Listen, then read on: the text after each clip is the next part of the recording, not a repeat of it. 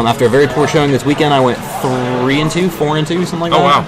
Oh, wow. 1-2 Rosa Dittos, and further establishing myself as the second best Rose in the state. All right. So, against the arguably third best Rose in the state, so that was nice. All right, so hopping into this match here, where is this in bracket now? This is winners finals. DandyPenguin versus Moses, winners finals. Okay. And they're going to split after this. So the winner is going to be best 2 out of 3, and the winner will take first place. Okay, wow. So anyway. Moses taking out Stingers along the way, a few other players taking Ian out along the way. Yeah, he's on fire right now. That's correct. This will be an interesting he was match. Actually telling me how excited he was to Probably take out really happy about his performance. Not even the fact that it was Ian, but the fact that he was able to take out a Bayonetta with Villagers. A matchup that he feels is very forward. He went Falcon oh my God. So what we just saw there was a pocket can that was bounced back at Villager and then killed him at 90%. Because it was multiplied thanks to the pocket. Clearly, Duck Hunt is just too OP for this game. Yes, Spain, please ban Duck Hunt. I don't know what's wrong with you. Leave Bayonetta, ban Duck Hunt. Pretty decent pocket play here by Moses, but he's really just kind of struggling to get in and get off of it. Because, the biggest problem with this pocket play that he's doing is he's letting the can go almost immediately.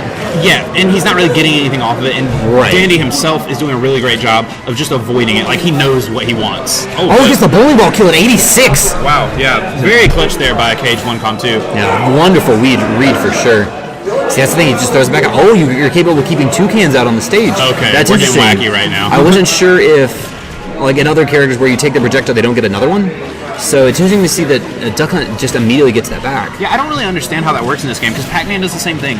You can get his hydrant back, or any of his projectiles while it's in the pocket. Really? Even the neutral beam? I thought the neutral beam was crap. While it's in his pocket, he gets it back. If he pulls it back out and I don't have anything, you get...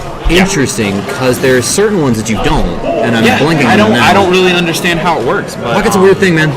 Moses is doing a pretty good job of kind of bringing this back right now. Absolutely. Only hanging out at 116. Duck Hunt really isn't going to get the kill unless he does some pretty crazy setups. It's going to be based off reads. Yeah. If he gets a can right now, obviously that will close out of stock like that. Yeah. He can get an up air read, a back air read. If he manages to dare you off stage. All are very viable options for Duck Hunt to kill. But you're right, for the most part, this character has an extreme struggle with killing. Yeah, this doesn't really seem like a bad matchup for either of them, really. I think, honestly, the Villager has more options to kill. Danny's just really kind of outthinking him when it comes to the setups and kind of getting some, wacky setups that I don't think either of them really expected. But great Look back at air Moses keeping this close. Really didn't expect that to kill there. Going so deep with that bear. Yeah, we have a totally even game here. Moses kind of trying to just play patiently in neutral. And doing a very good job of it right now, too. This game is very close right now. Only 15% separate these players. Yeah, the tough thing is, though, you can't really let things get too far with Duck Hunt. If you get to the other side of the stage and let him set up, then he will just run on you, which is what happens here. I think Moses got a little too patient. He was a little too busy trying to just kind of camp him out and just tack on percent. And you really need to stay up close to Duck Hunt. Yeah, you have. There's a certain range that you want to be, and it's not directly in front of him, but not maybe less than 3 character lengths away from him. Yeah. You have to. That's exactly it. You have to keep a very specific range about you. You want to make sure that you don't give him the space to set up, and you don't want to get caught by his own moves, which would then prevent you from doing what you want to do as a player. Mm-hmm. Yeah. And you look at it right now, 64% to 111. If Moses happens to get a can, good job getting away from that. He's going to get the can. No. It seemed like Moses was a little bit too eager to just kind of hit him out of combos. It probably would have benefited a lot for him to just go to the ledge and reset neutral. Thank you. Citric gave us an example. Mecha Kubas don't come back after they've been pocketed. Yeah, see, I don't understand. I guess it's just character by character how they design the game. Correct me if I'm wrong. If I grab your fruit as Pac-Man and I have it in hand, can you get another one? See, that's weird. Yeah, and if you pocket it and I don't charge a new one, yet you pull it back out, I don't get it back. I can only charge while you're pocketing, right, and then use it. Understandable. Yeah, it doesn't make sense. But anyway, heading into game 2 here, Moses taking it to FD. Which, both players obviously are going to benefit from the stage and the space that it gives you. Yeah, I would probably pick the same thing as well, because Danny does really well on Battlefield, which is one of the stages that Villager would probably like to go to. Moses is not really known for going to any of the weirder counter pick type of stages. wants to stay familiar with where he wants to be. Yeah. I was actually going to suggest maybe going to Dreamland, because you're going to have a smaller stage. You do have the problem of giving Danny the platforms that he wants, but at the same time, I think it would be good. See, I like the stage because it gives Danny less space to set up. We saw it in Game 2 of Crescent versus Danny, and he did a really good job of closing in the space that Danny wanted. You know, and Villager doesn't have like the greatest approach options, but he does have that nice pestering slingshot that he gets from his fair and bear, and he's able to stay in that range that Duck Hunt doesn't like.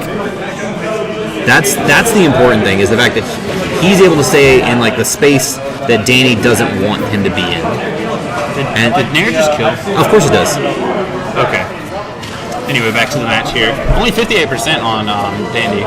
Yeah, Nair, unfortunately, especially, it was, I'm going to guess, less than suboptimal DI. But it was only at 110, but Nair is fairly strong, got a decent amount of knockback growth on it. I guess I just didn't realize it was quite that strong, because it has kind of those weird hitboxes. You don't really see it much, honestly.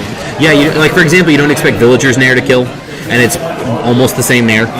Yeah, exactly. The same thing for Diddy. Like, it doesn't really do anything. So I guess that's what I'm used to seeing. Is like those hitboxes. Oh, the beautiful can conversion into up air right now. Honestly, Dandy has him right where he wants him right now. Playing in the lead is Dandy's strongest point, I'd say.